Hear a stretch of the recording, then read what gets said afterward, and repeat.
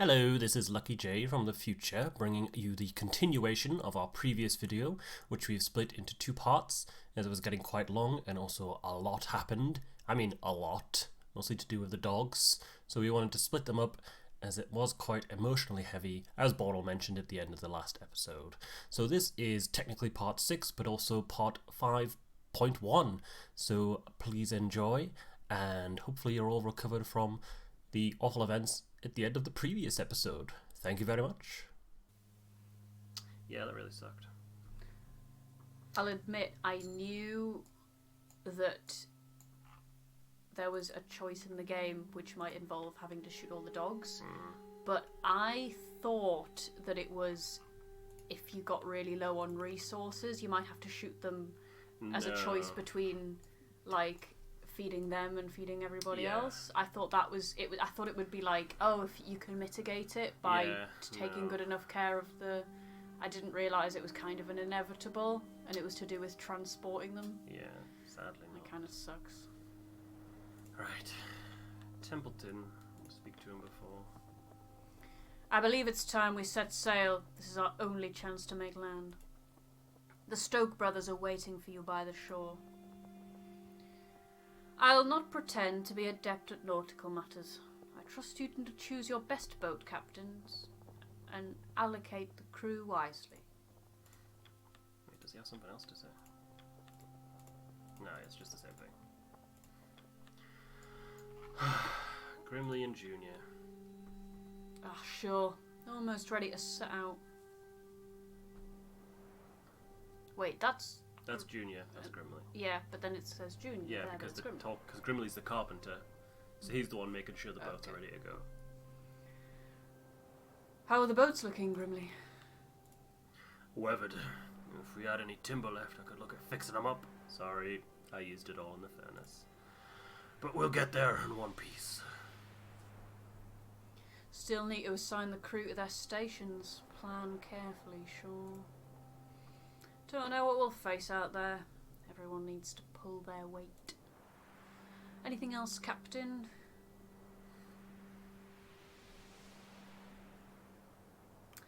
Interesting that you can give him the hat. I think you can give it to either one of them. I think you get the option to give it to Grimley a bit later. Okay, and that would probably be the best, because his loyalty is... I don't know if you got much chance of getting his. To be honest, with everyone's... Hammond's on the cusp. Junior's decent. Templeton's alright. Kurt's fine. And these ones are the most important because they have teams behind them. Yeah. Whereas these guys are only single votes. Mm. But really, Junior has the most followers. So he's probably the most important person to have. But you've already got his loyalty maxed. Mm. Anyway. Thank you both for everything. Right. Ready to sail? Yeah. Preparations begin. Templeton, Hammond, Kurt, Cordell, Nutley and Karsha all board the largest lifeboat. Grimley and Junior man the other two vessels. The remaining crew must be added. All living crew must be allocated to the lifeboats before you can set sail. You have 16 left to assign. Okay, so all the main characters are on Lifeboat 1, and Grimley and Junior are manning the other two. So, I'm going to put these on that boat. They board the vessel. Yeah, I know that. So we need to... how many have we got? 12? 13? So we want to make sure each boat has an even, a good amount, so that they can be properly sailed. And how many crew do we have left? 12? 12? 3, 4, 5, 6, 7, 8, 9, 10, 11, 12. So my thinking is 6 to each. So we've got 7 per life, 7 for lifeboat 2, 7 for lifeboat 3, and then 10 for lifeboat 1. Is that okay? Yeah. So 1, 2, 3, 4, 5, 6. Cool. And then lifeboat 3, I'll pop the rest of the crew on. And I think that should be okay. I hope we don't need sailors on each ship, or else lifeboat 3 is fucked. If Lifeboat 3 goes down, it's my fault. Okay. But I think it should be okay, because there's enough crew per boat, Yeah. and it doesn't seem... That'd be pretty annoying if you had to put an equal number of sailors on. So I'm really sorry if that's killed a bunch of people. If Lifeboat 3 goes down, it's my fault. It's okay. My soul has been hollowed out by the day's events anyway. I'm a husk of a person now. You will not be able to return from this point, are you sure? Hey! Camp is packed up and the lifeboats are prepared for sail. Everything is ready, Captain. All that is left is for you to give the order. I've given it about 3 times now.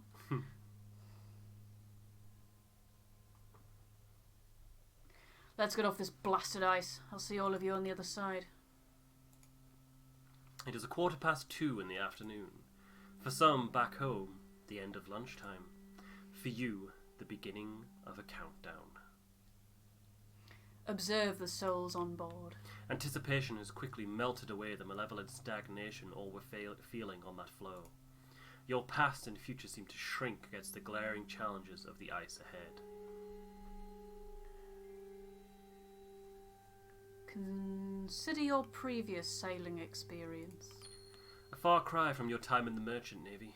You ferried much, but this is undoubtedly the most precious cargo of your career to date. You grip the tiller firmly. Stroke. Okay. The boats lurch forwards, bobbing side to side, parting the inky waters. Stroke. You are gaining speed now. Stroke. You'll like this bit. A cadence is reached by all those rowing. The oars lift in unison. Uncomfortable for most, the crew has arranged the equipment as best they can to lift their sitting position to account for the raised edges of the boat.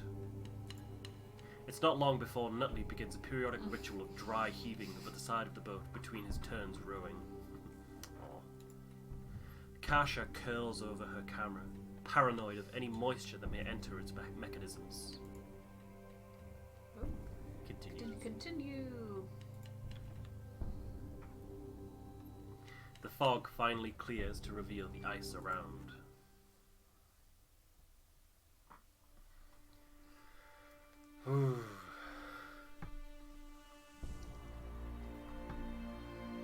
Yeah, if one of the lifeboats goes down because it doesn't have enough sailors on it, I'll be very sorry. It just suddenly goes. I'm sure it doesn't matter, but they have had a few updates since I last played, so they might have changed it to be That like, would be so you have to mean. have a certain number of sailors on each That ship would to be make so it. mean. And I had all the sailors on lifeboat 2.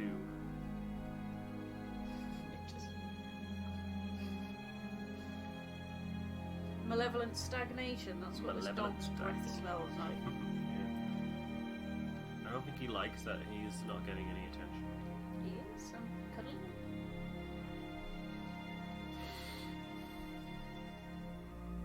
That's a screensaver.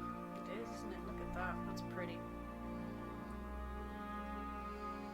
It's going to be ironic if I'm the reason a bunch of the crew die after it's been my whole job to keep them alive from the resource management. If you've pretty much done everything you can to keep them through your choices. Because obviously there's a few ways they can die.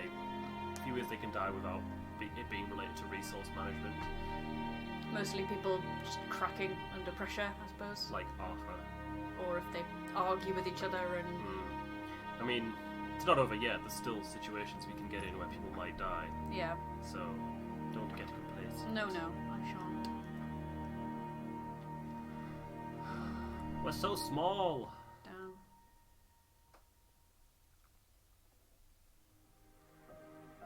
This one. Terrifying, but profoundly beautiful all at once. It's pretty. We've come a long way. Continue to... I mean, what else can we do but continue to sail Let's ahead? look Like, at this nice vista. Look at it. It's pretty, isn't it?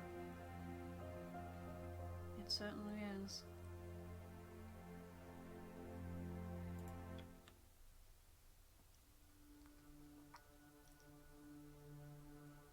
By evening, you've nearly escaped the ice. The empty ocean is almost visible on the horizon. The boats lurch. The smell is horrendous, though seemingly enticing to a large gathering of snow petrels. They shoot down from the sky at their leisure, scooping up a meal at a time. They're mackerel icefish, I think. How do you know that? My father used to take me fishing whenever he could. Hammond stops rowing momentarily. Are you sure about that, kid? Because you've been puking for the year straight, at least. The doctor goes red and tries to prove he can hold it in. Kasha furrows her brow, readying the camera. What do you think it means?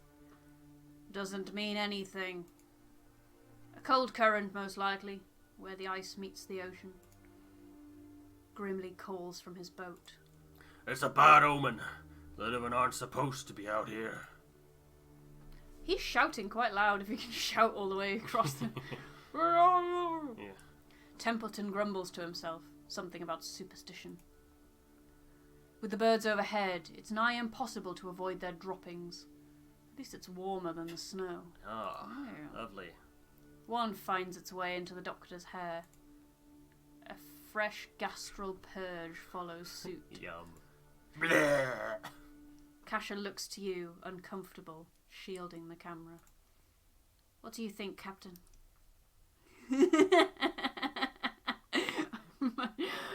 I'm preoccupied with sailing and being shat on.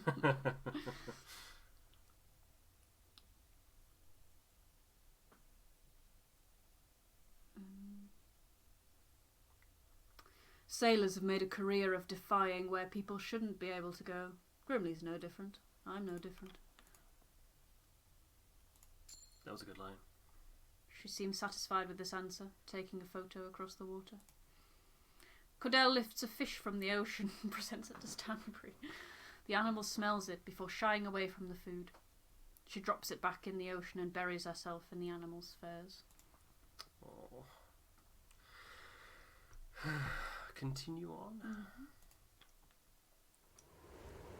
After hours of rowing, you finally reach the open ocean. It's impossible to avoid the stingy sprays of the sea as they invade the boats periodically. Everyone is left bailing with whatever they can find. Hats, mugs, even bare hands lift out the water. The crew begin to curse into the night, at each other and at the events gone past. It's only a means of protest that doesn't interrupt attempts to keep warm.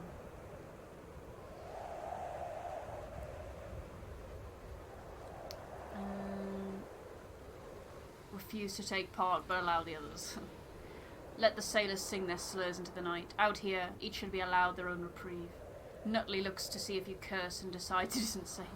Templeton, at least, lets out the odd posh paragraph. What do you think he says? Oh. By gum! Oh, fiddlesticks. That is a jolly big wave, and I'm not looking forward to sailing into it. There's poo-poo in my hair. Yes, fecal matter. Ah!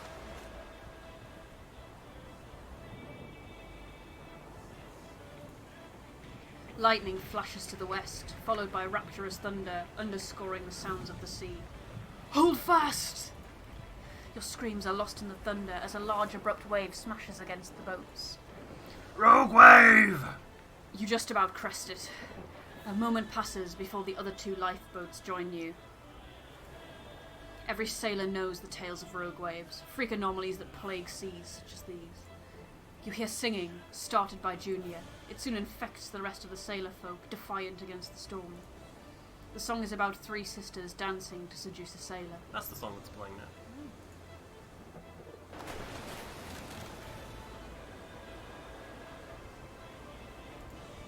A second larger wave hits the boats, the same again, just about. The sailors change key. Sing with them. You don't know the words, but you'll never forget this tune. Echoing as best you can, the others follow suit from beneath the top. Even Templeton sings. The third, final, and largest of the waves hits the boats. You're lifted near vertical. Hold your breath. The water crashes around you. It feels like forever before your boat finally crests the waves. The tiller buckles in your hands, your eyes burn from the salt of the sea. All 3 boats make it across. Yeah! Oh, I'm so stressed. Oh my god. You finally make land. The navigator is the first to step on solid ground. He turns to the rest of you, sodden. We've made it, ladies and gentlemen. Land at last. Week 39. Land. Oh my god. I actually was concerned we might not make it for a second there. Can the game end there? No, but you can lose the lifeboats. First time I played, I lost Junior's lifeboat. Oh, Got everyone on board. No. Right. Okay. Do you want to look out across the ocean? Yeah. You look out across the ocean and consider the journey thus far. Yes. Right. The only thing we can really do is enter the request tent. Oh, boys. Boys and girls. Hammond. Oh, he's lost his hat. Oh. Captain sent me. Says we ought to get building some sort of marker. Can't say I disagree. We've made it farther than anyone else. Something to take pride in. I'll get to it on your order. He leaves. Maybe in our interest to hold a small Encomium, Captain. Do you know what that is? Encomium? I Encomium. don't know what. I've never heard that word in my life. We have come so far. We should praise ourselves for accomplishing such an impossible task. We have progressed beyond the last known location of the Viscount. Answers to its disappearance may lie on this isle. Captain, once we are through here, I would recommend you scout the area for any signs of human activity. For safety, of course. So this is it. The island where the Viscount is supposed to be. What do you want to do? We can cross the ridge, construct a marker site, approach the engineer. I think we can do all 3 of these. Yeah, let's construct a marker site. Mark your journey. Yes. Read the inscription. Do you want to read it? Here we honour the crew of the Temperance, who ventured beyond the Pale Passage and arrived safely. Robin Shaw, Richard Templeton, Clive Hammond, Kurt Darley, Grimley Stoke, Junior Stoke, Lady Cordell, Dr. Arthur Nutley, Casher Belford, Andre Isaac, Dwight Glossley, Harriet Glossley, Vern Sheridan, John, Schuyler Pleck, Harold Turner, Tolson Higgs, Rafe Dume, Doug Ward, Gareth Fawcetter, Ricky Flogs, Hadrian Quilsey, Yorick Moore, and Soren Killiper. Used to be, when the game first came out, it would be like, oh, hold a funeral for the people you've lost. And you'd come here and you'd be like, oh, so many people have died. But, like, even if no one had died, you'd still be like, let's remember the fallen.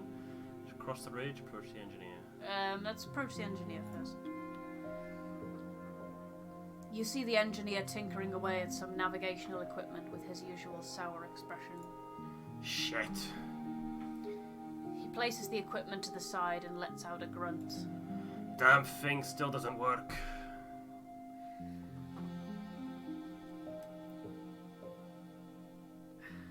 Do you think it could be the environment?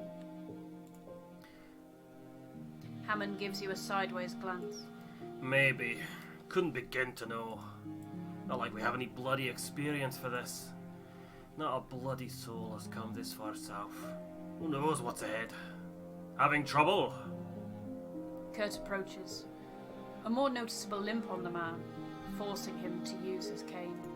What do you want? Still trying to get the compasses working again. Fretting that I might?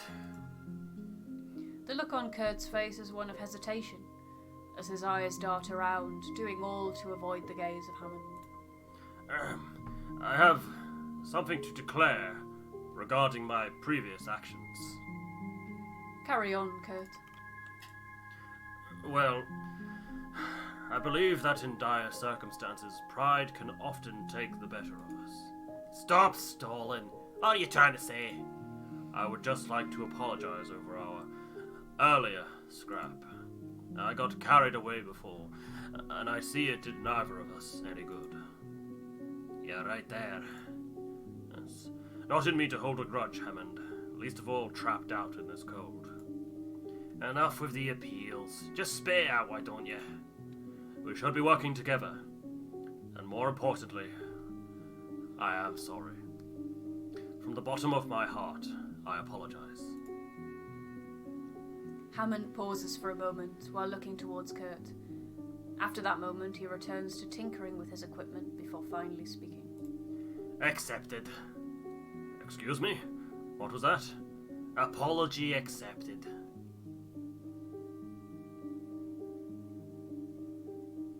So I can expect you two to work together from now on? As best we can. I don't think I have another fight in me, Captain. First and last, eh? I fought before. Could have fooled me. Well, I suppose I'll be off. Best of luck with your adjustments, Hammond. There's no chance of getting them working here. We're relying on you. I'm sure I'm a relic when compared to your machines. I'm relying on you. Ah, I see. Kurt steps away, returning to camp at large. Everybody's making friends. Should we cross the ridge? Yes, cross the ridge. A cairn? A cairn. Inspect the cairn. Well, not the first ones here. Inside the cairn, you find a letter, some supplies, and a bolt-action rifle. Ooh, some food. Read the letter, read the letter. To you who finds this message, here lies the final testament of the Viscount. They made it to this island. We made our arrival on the east shore of the island. Before moving on, we established a cabin to mark the landing point. There, you will find enough supplies to support a crew of 20 for a full year. While charting the perimeter of the island, the crew came across a cavern at the mouth of the central mountain.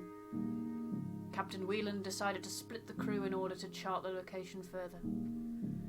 His half have elected to enter the cave through the open stream, while we have been sent to mark the western coast on land. I don't trust the captain.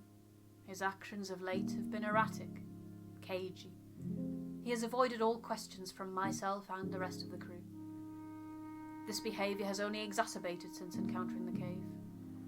Enclosed is an instrument that may be needed in some time. If you find said instrument to be missing from this cairn, then you will know that the worst has occurred. If you are reading this in our wake, another crew sent to this isle, heed my advice. Turn back. There is something truly wrong with this land. It has felt the touch of the three sisters, cursed to swallow poor sailors whole. If you are wise, you will not allow it to happen to you. Turn back. Signed, Bertram Reynolds, head scout of the Viscount. Well, that doesn't bode well.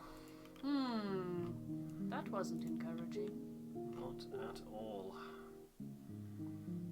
Let's call the crew for dinner. The crew have their meal. A wave of ease and rest falls over the crew, safe and fed. The crew look to you tired and bruised. You consider what words will bolster them. You all make your way to the marker. We can chat with Kurt and Kasha, Templeton, or the doctor. All three. Which one first? Kasha's closest. Captain, is there something I should be made aware of? What do you mean? Mr. Templeton has been snooping around, interrogating me on my report. It seems as we approach rescue, he's taken upon himself to approve of what lies in my writing. He has taken it upon himself, correct? You didn't set him up to this, right? Templeton is acting of his own accord. Good to know. I'm no stranger to people who want to omit parts of my work. I saw it plenty while covering the riots, but I have no intention of censoring this report. A story not based in the truth is worthless. If I have to leave parts out or fabricate others, then was it a story worth telling in the first place? You could always gloss it up a little. Where did he come from? You turn your head to see Kurt approaching, apparently having eavesdropped on the conversation. What do you mean? Well, a story can still be plenty honest, but some require a little bit of polish. What about your films? Weren't they honest accounts of your expeditions? They were. Well, more or less. More or less? Wow. Most of it was true, I'm sure. Most of it. Not interested in mostly true.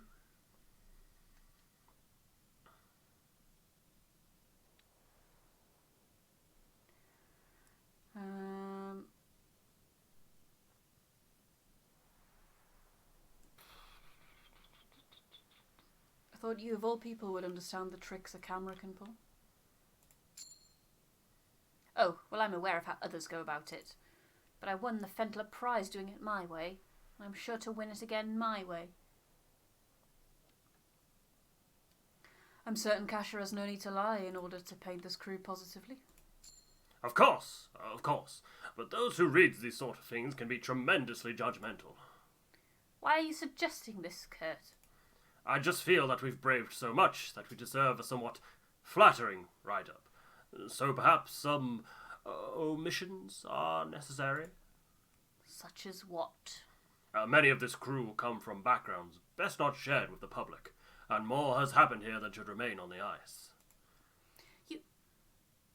That private conversation with Nutley. You resigned yourself from the sale. Is that what this is? You want nobody to know about whatever health issue you keep under wraps. Regardless, it will remain under wraps. It's not for the public to know, right? I'm simply stating, for this kind of story, people reading want to be inspired. There's no reason to saddle them with the nitty-gritty. But I am here for the story, the full story. No single solitary soul wants to hear the full story. Nobody got into an Arctic expedition because they heard about the rest of us having dysentery. You just want to protect your own image, don't you? What? Well, no, it's nothing of the sort, but... I'm no fool. I see exactly what you're trying to do.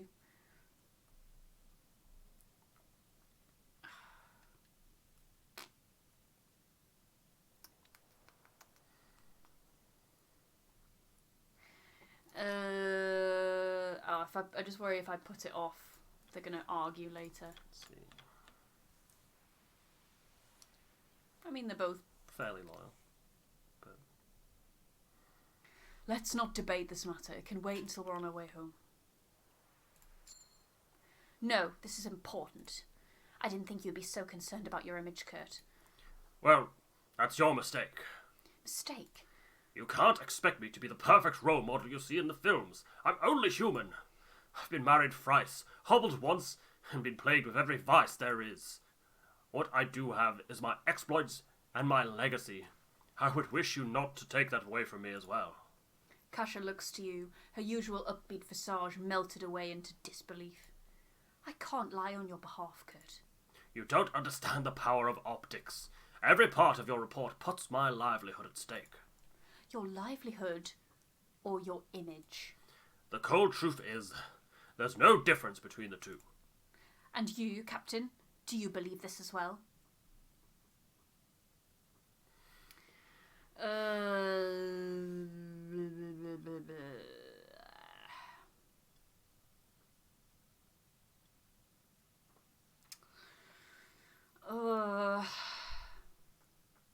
I mean... She's got a point about you can't just sort of... If you're going to write a true report, you can't... It has to be... But at the same time, if he doesn't want to disclose his health condition, he shouldn't have to. That's a bit unreasonable of her to expect that. I think they're both being a bit unreasonable, to be honest.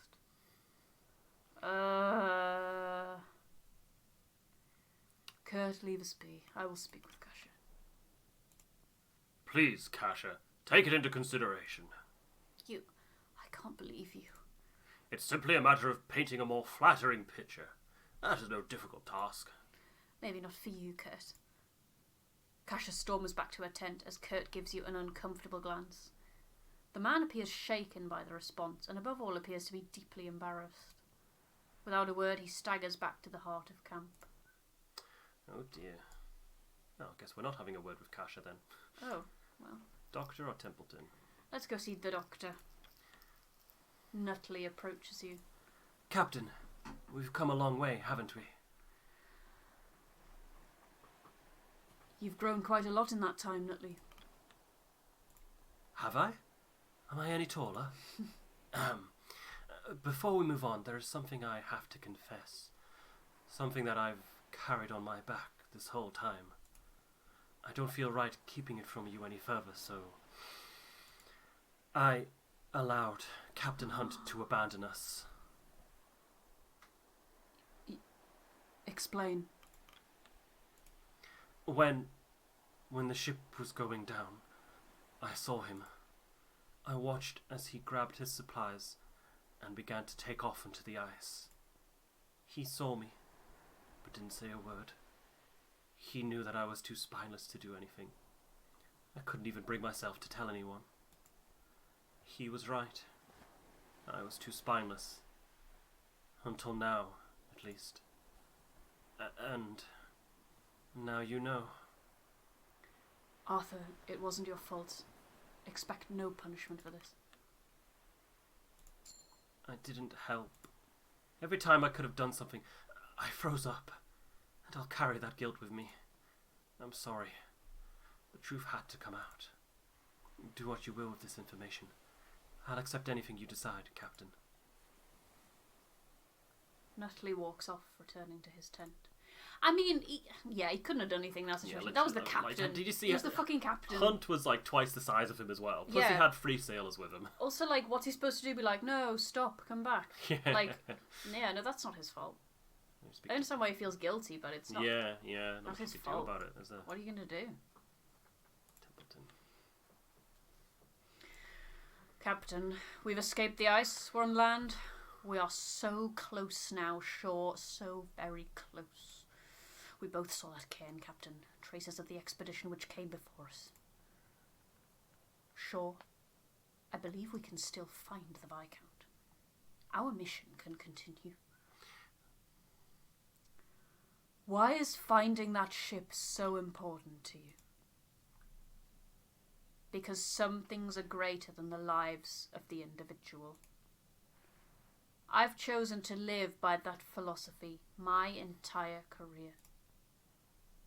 I know that after all this time, the specifics of our employ may seem inconsequential. But tell me, Captain, do you think the Apatons would pour all of this effort, put this many lives at risk, if they didn't think there was something truly paradigm-shifting at the end of it? It is awfully tempting.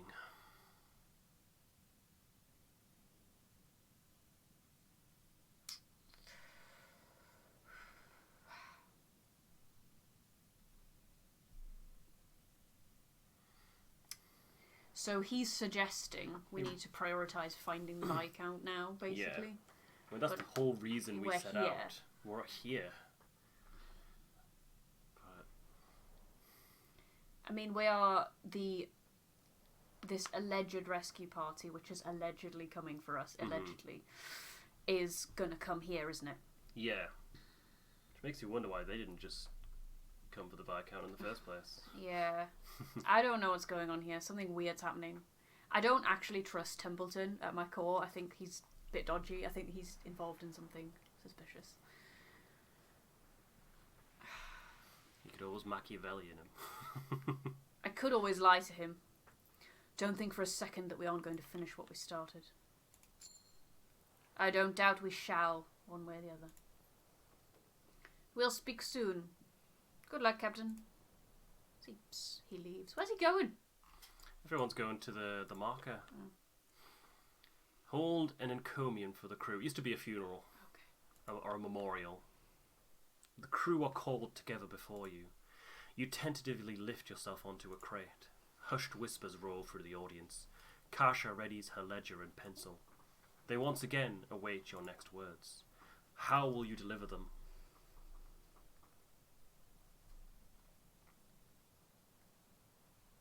With renewed optimism befitting of solid land.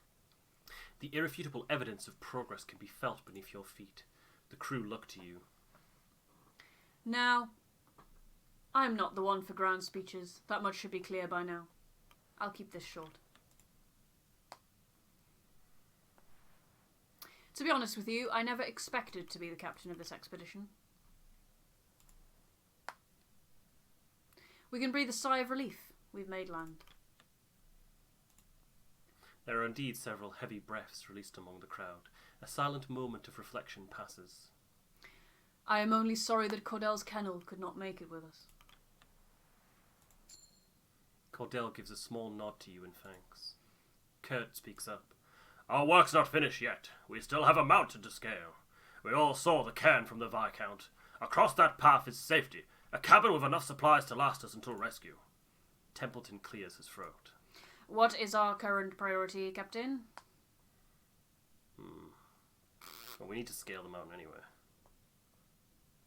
No matter what, we must scale that mountain. We will know our next course of action from there. Kurt gives a nod. The assurance of solid ground seems to stir to those listening. Well said, Captain.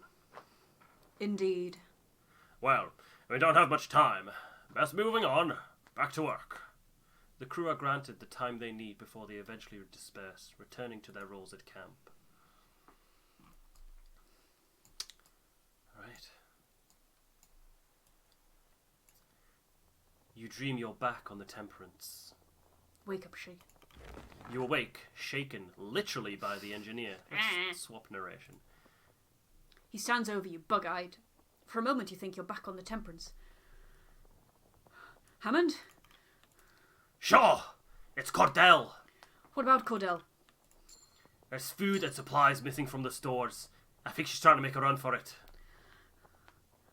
Lead the way. After getting up, the two of you charge out of the tent into the snow. I found tracks heading up towards the mountain pass. Cordell. How's she done away? Follow the tracks. You follow tracks away from camp. It's half an hour before you finally spot her ascending the dead mountain. Shh! There she is. Let's approach slowly. Follow my lead. You both creep up towards the silhouette. Get closer. Cordell picks up on the sound, slowly turning back around to spot you both in her line of sight. She clears her throat. Captain Shaw, Hammond, to what do I owe this surprise? Don't play coy. We know what you're up to. Then you seem to be several steps ahead of myself. And what am I apparently up to? Please, educate me.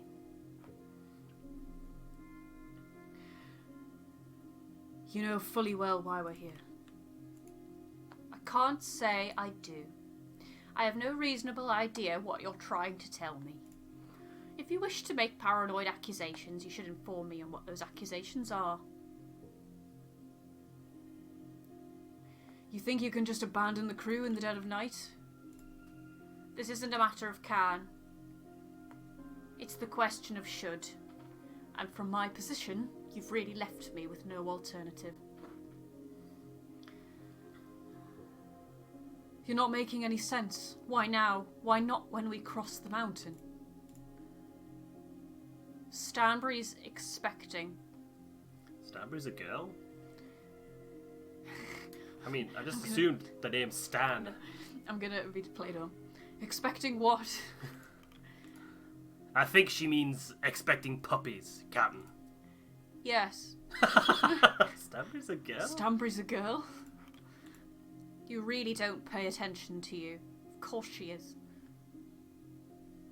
Then you should be doing what's best for those pups. What does it look like I'm doing, Robin?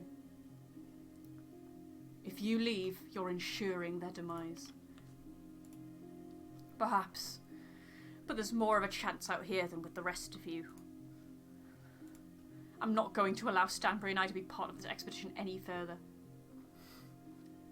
Do you really think the two of you would be better off without the rest of us? I do. Those puppies will be my new litter. I'll start over. Certainly not the first time I've had to do that. The snowball has begun to set on you both. You should have come to me first, Cordell. We both know that wouldn't have worked. Then let me convince you now.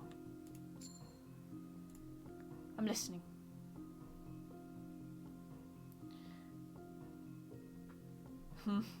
This hammer needs someone else then. That's quite funny. You might feel you don't need us, but we need you, both of you. She is still listening.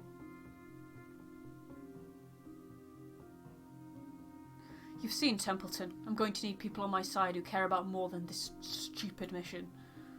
You've proven you can take care of living things. Can you help me do the same? The lady is silent for a minute. Loyal to you. She finally walks over to you.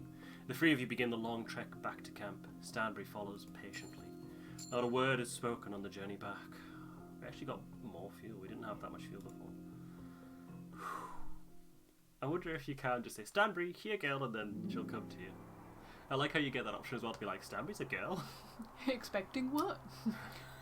Week 39, land. Kasha, careful! You turn your head to spot Kasha perched precariously over the edge, her camera in hand, lining up another shot from her position. It's a great shot of the horizon, trust me. This was a weird cut. You've got a good shot falling to your death. Get back over here. The ground isn't safe. You can't trust anything beneath your feet this high up. Kasha doesn't heed their warnings, instead lining up the shot and snapping it cleanly.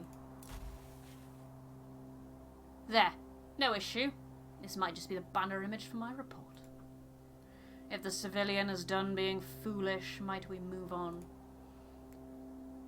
Kasha nods and turns back around to join the rest of the crew, only for her to slip on the ice beneath. You lunge forward and pull Kasha so she's hurtling over the edge, but her initial stumble sent the camera falling below. That was a close one. My camera! Be thankful the camera took the plunge and not yourself, young one. Despite reassurances, Kasha moves back to the edge of the cliff, peering over, searching for her camera. I can't lose it. Everything from this expedition was on here. Wait, I see it. Nope. Nonsense. It's a blip on the rocks. You can't see the ground from this distance. No, it's not on the ground. I snagged on the ice. It's not too far down. I can climb back down and... Not a hope. You want to go back to climbing? If I lose that camera, my entire reason for being on this nightmare goes with it. I'm getting that camera. She turns to you. Captain, we have to do something. She's gonna fucking die if she goes down there.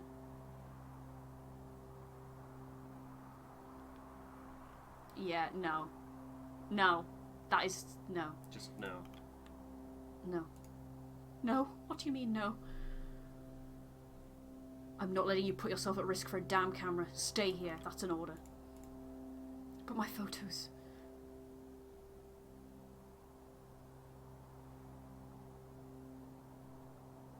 It's just a camera, Kasha. You've still got your notes.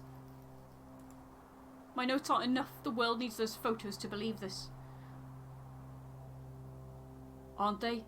You'll have the testimony of the rest of us. The story comes from you, not that machine. Kurt steps forward. I'll do it. No, you won't. I insist, Captain. This isn't up for debate. You're both staying here. That's an order. Alright, Captain. Kurt reluctantly agrees. The camera slips from the edge into the pale below. There goes all our research. Yep. That was fucking suicide. One of them would have died there, wouldn't they? There are many varieties of how that can play out. Yeah. Because you can let them climb down. Mm. Both of them. There is a possibility that one will fall, both will fall, or you pull them back up with the camera. It's you have to make all the right choices, and yeah, there is a very high chance either one of them or both of them will die. Although for both of them dying, it's an active choice that you make. Oh. Where it's like you cut the rope they go down on. Oh my god. Just actively kill them both. Wow, that is cold. Yeah. The crew finally crest the mountaintop, grabbing everyone's attention as a cave in the rock wall. A cave? A good spot. Some shelter from the winds. Still, what lies inside? It may prove a danger. The crew get to work, setting up camp at the peak of the mountain. Camp is set up. Okay. This little one needs his dinner. It's probably a good time. Where the fuck did I end up? Where did I go? Oh, it's got... It's just the camera decided to shoot off into oblivion. Shall we... There's a point we can get to where a decision needs to be made, and we could end it there before we do that. Yes. Because we're almost at a natural stopping point, like obviously this camp.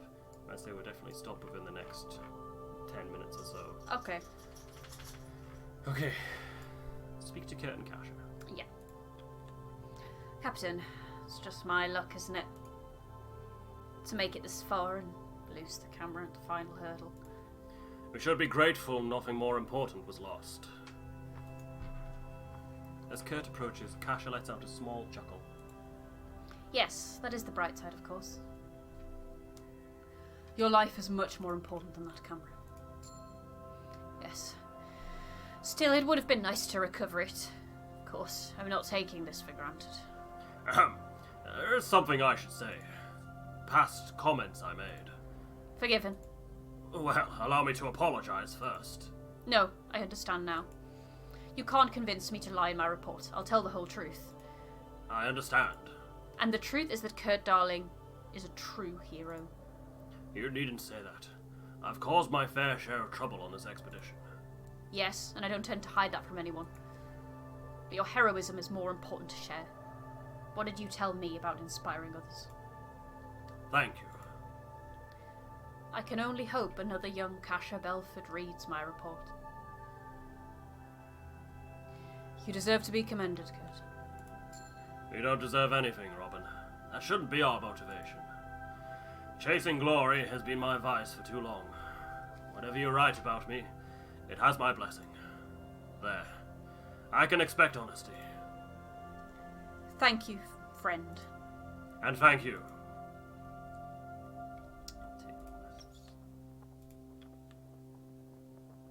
The final request to Templeton.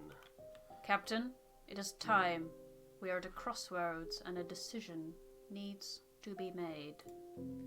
We both read the cairn, and we know the location of the Viscount lies in this cave. We are this close. Our mission's end lies in wait. What do you expect to find there? Answers, for better or for worse. If what we read is correct, the shore cabin should hold enough rations to last us a full year. We can afford the risk of missing a single rescue ship. I think it's worth it.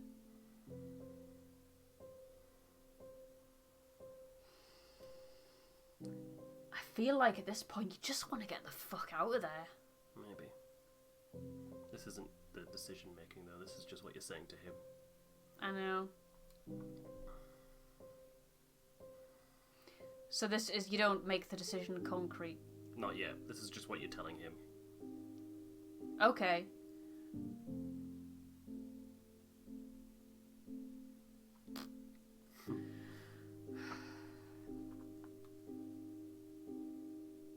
So he wants us to go... He wants us to go find the Viscount. It's the whole reason we're here. Which I get. We've come a long way, and for it to all be for nothing. But, you know, getting people out is also important. And we're not coming at it from a position of strength, are we? Not particularly.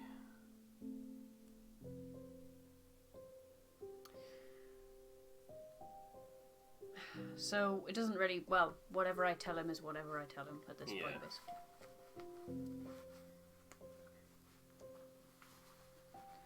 You're right, we can't turn away from this opportunity. Indeed. You should inform the crew of our movement as soon as you leave this tent. I know you will make the right call, Captain.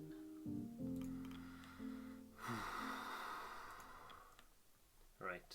So, shall we talk to each of these and then end it? Yes. Because this is where we make the decision.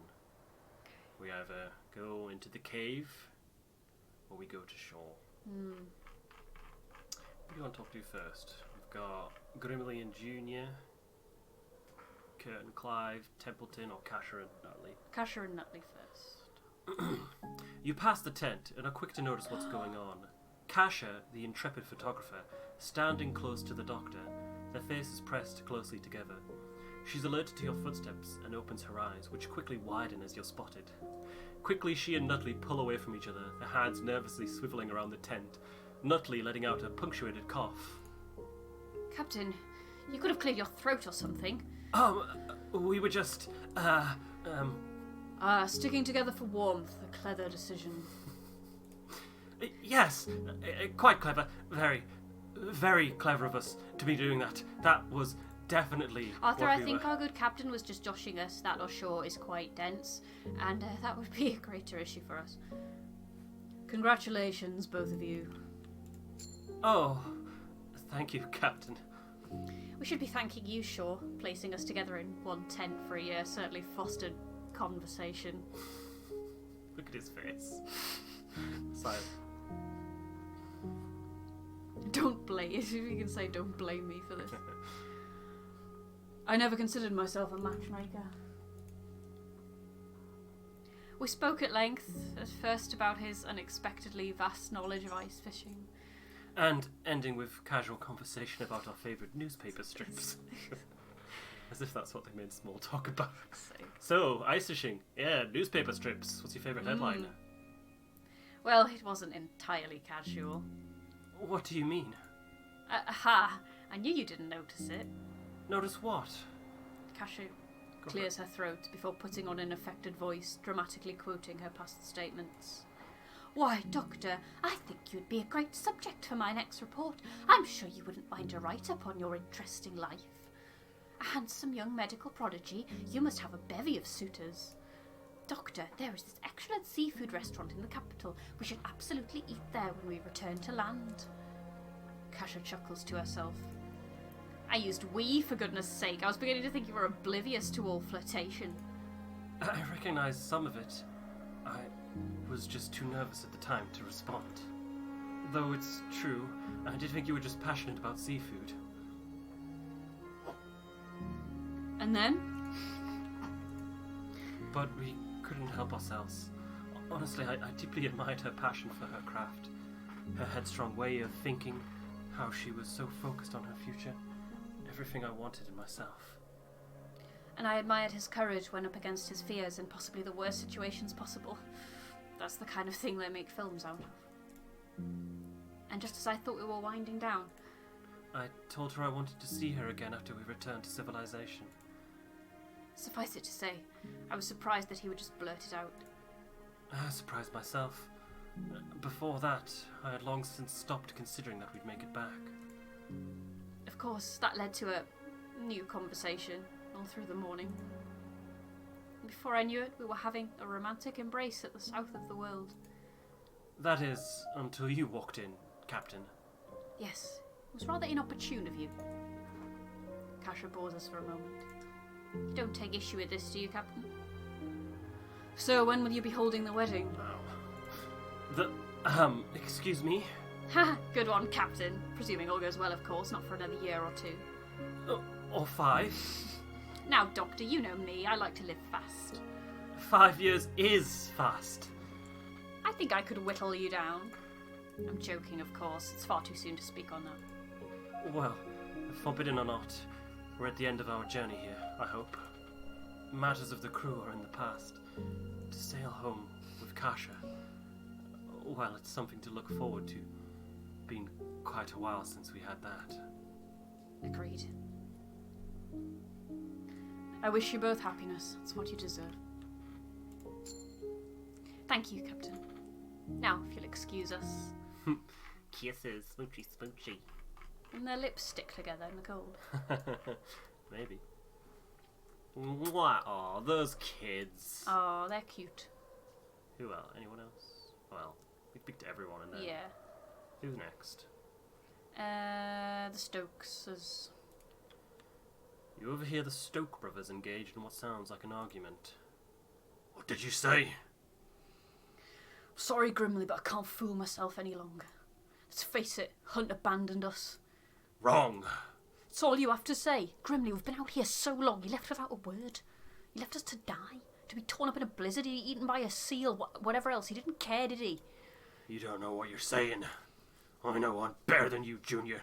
The captain would never... He's not our captain. What? Take it easy, men. Nothing is certain. Nothing? There's something I know for certain, sure. If it wasn't for Hunt, we wouldn't be stuck here. He did this to us. Fine. Grimly storms off, marching towards his tent. Junior only lets out a sigh in response. Yeah, so we didn't manage to get Grimly's loyalty, so him and Junior are at odds. Who next? Got 3 left. Cordell. The Kennel Master. You. I wish to speak with you on a matter. What matter? Concerning your report. Put simply, I have a story for you to include regarding who I am. You're a Kennel Master. That is true, but not the whole truth. Well, this is sudden. I have been curious about your past. I have no doubts you were. Cordell turns to Kasha as the reporter quickly scrambles to gather her notepad and pen. Now, I am certain you've heard them call me Lady Cordell. Yes, frequently. I asked around. Apparently it was just a moniker granted to you due to how you spoke. Well, those who dubbed me with that name have no idea the irony in doing so. Truth is, I am a noble. Or rather, I was. What? I suspected you might have had an upper-class background. Your suspicions have not done you wrong, sure. I was born and raised within the nobility. I don't mean to call you a liar, but that's just a big claim. Ingrid Cordelia Weston. What? You keep your ear to the ground often. I am sure you've heard of her. Yes, actually, she's a distant relative of the monarchy, had a seat as an MP for a brief period. Went missing unexpectedly. Well, I am Ingrid Cordelia Watson. Let her continue. I have all the proof I need to show you. No need. I believe you. You do? It would certainly be an odd thing to lie about. I assume you're aware of the political system, Kasha. To no end. Researching it was possibly the most dull and harrowing part of my last report. And yourself, Captain? I'm quite confident in my knowledge. I see. Well, as a distant cousin of said monarch, I was placed in one of those parliamentary seats. As you can imagine, I had no interest in being an MP. My aversion towards human interaction was no different in my youth. From the age I received my first dog as a gift in my childhood, I have much preferred their company. Surely there was once a time when you weren't such a recluse. I think you've swapped their voices. Well, you've encountered and interviewed many of the nobility in your time, correct? Correct. What would you choose to spend your time amongst these people? Fair point. So, this whole time we've been travelling with a runaway MP. Yes, I suppose it does sound quite unusual. I've learned not to be surprised at this stage. But why did you leave? The reasons for that are quite simple. I refuse to live that life any longer. In that world, in my position, certain things were expected of me. Act with decorum, attend every social event, keep your real self hidden until you're considered suitable to be shipped off into a political marriage. Grim reality, one I wanted no part of. My choice was clear, and I didn't hesitate in my thought for a moment. I left home in the dead of night, taking only 2 things with me. My certificate of birth, for reasons more practical than sentimental, and my dog, for reasons more sentimental than practical. I started a breeding kennel in the capital, and the moniker of Lady Cordell among the common folk. And from then, I was free. Free to the ground, feel the ground beneath my feet. As Cordell speaks, Kasha intently takes notes. I see. So, trapped in a restrictive role in society, you broke free of your chains, yearning to be independent. I suppose, yes. Just like a wild pack of dogs, able to roam free. Please do not include a service-level poetic interpretation of my actions. Poetic's my calling, but okay. No, that's good. Keep it. There's no accounting for taste, Captain. I still think I'll respect Cordell's wishes. Though I do think, with enough rewrites, I can make it sound great. I doubt that. Thank you for sharing, Cordell, but why have you shared this with me? Why now? My report will expose your identity to everyone. Why would you allow that? Because I trust you to tell my story. And I no longer have anything to hide. Thank you. I promise I won't let you down. I'll tell the whole truth of your tale. I know you will.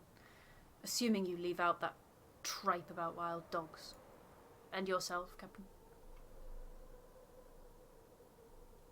I think I will call you Ingrid from now on. Ew. I think you won't. I suggest you don't. Ingrid Cordelia Watson is...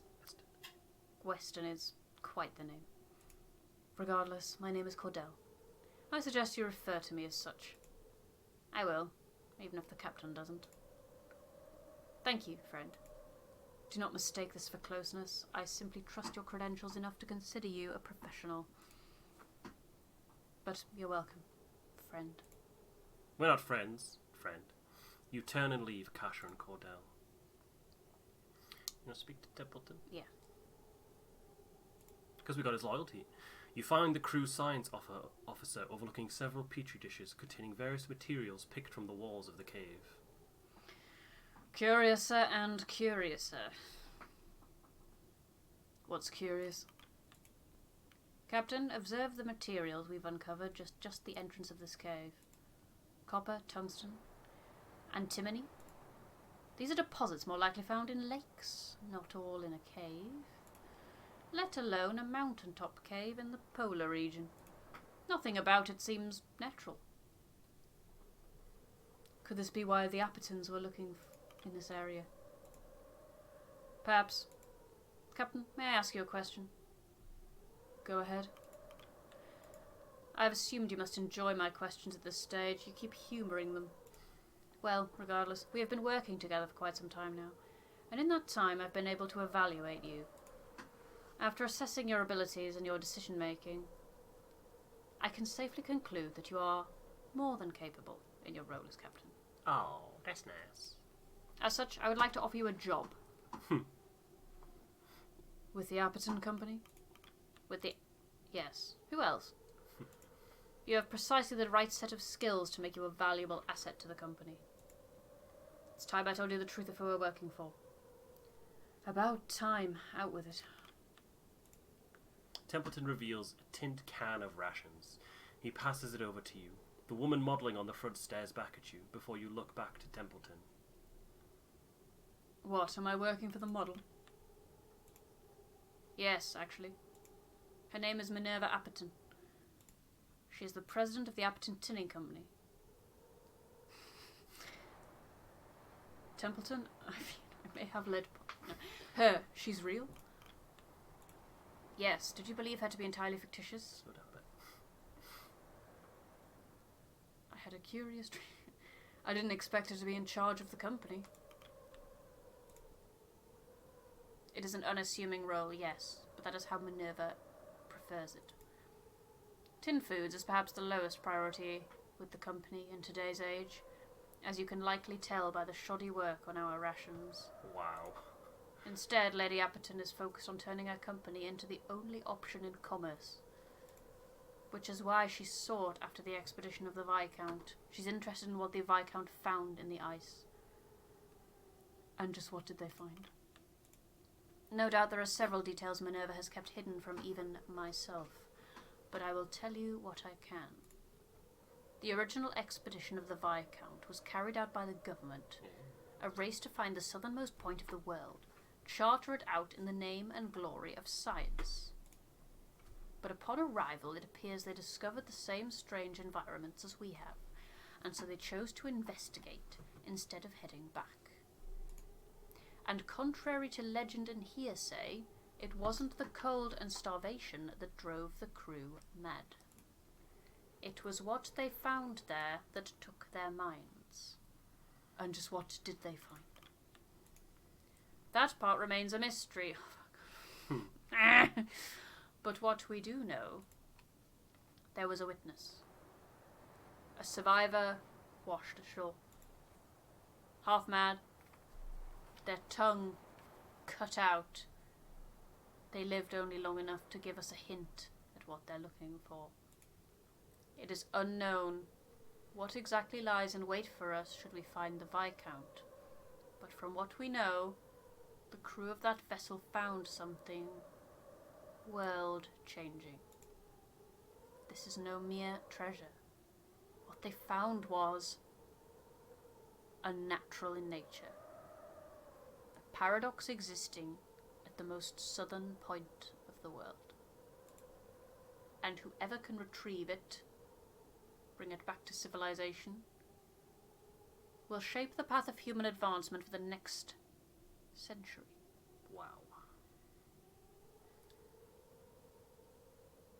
You knew this the entire time, and you never told me. Were you in my position, would you have trusted me with the same information? How to be certain you could be informed without compromising our goals?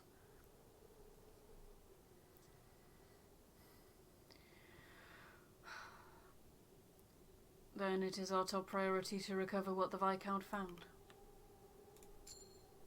Precisely my thoughts, Captain. It is good to see we are both of the same level mind.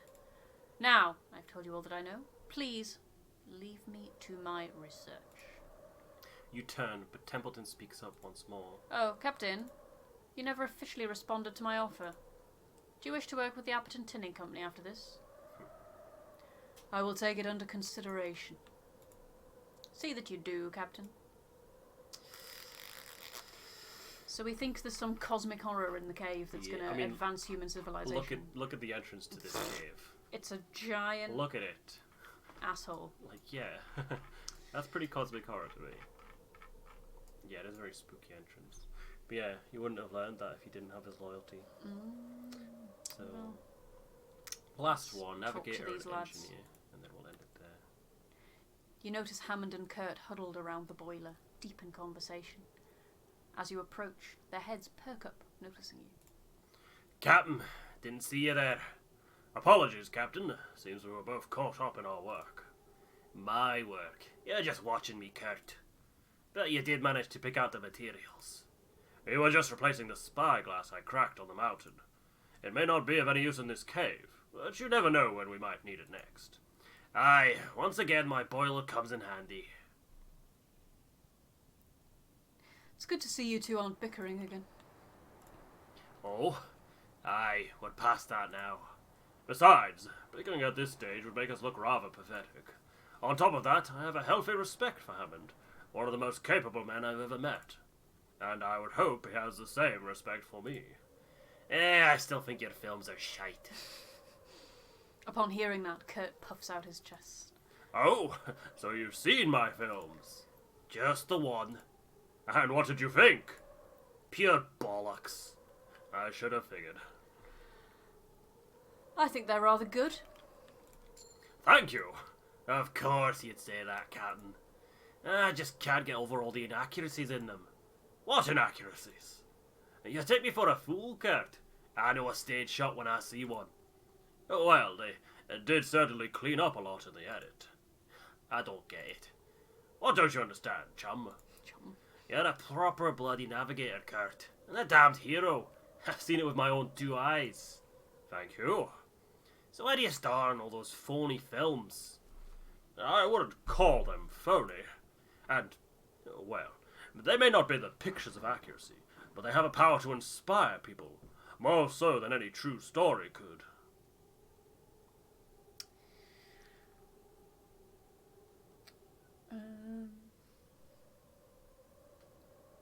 I think the real experience is more valuable. There was a time I'd argue against that, Captain. But this expedition has been one learning experience after the other for me. And I owe a lot of that to Hammond. Me? Yes, you've done an excellent job in humbling my ego. Was a massive ego, to be fair. Hard to miss. Ha! Isn't that the truth? In fact, it's clear that it is this one thing I'm in need of. It's someone who can keep me grounded. Get to it, Kurt. What do you want to say? I was wondering, would you consider... Spit it out, would you? Alright. Would you consider joining me after this, on further expeditions? As an engineer? Yes, but also as a level head. I need someone like you. I'll think about it, Kurt. Perhaps I could join you both? Asking for a job, Captain? The three of us on the same crew again? That's bound to go horribly wrong. Perhaps, but I think our ingenuity will help us pull through. Hammond pulls up the replacement spyglass. Anyway, here you are. All finished. Incredible. Great work, Hammond. No problem, Kurt. Kahurangi. What? My real name. Kurt's just for the media. Kahurangi Tuhoru. Alright, Kahurangi. See you around, friend. You too. Oh, they're getting on. Oh, Right. Do you want to give it until our next session to decide, or do you want to pick now? Yes, let's give it next session. I'm not going to advance it, just pick now, so then at the start of the next one we'll go straight into it. Or do you want to wait until next time? I want to wait until next time. Okay. So we're at the final hurdle I know. to decide whether we want to head for rescue Or to the shore, wait for the rescue boat, or go and investigate the cave where the Viscount crew were last seen and supposedly driven mad. Supposedly. We'll Well, go ahead and end it there. yeah, though. that was quite a long one. Certainly, that just Stressful, so much harrowing, happened. awful, emotional. God, it actually just. Poor critters. Yeah. Oh my goodness. Yeah. It really just hit a waterfall, didn't it? It did, just yeah. all. Yeah, it really did.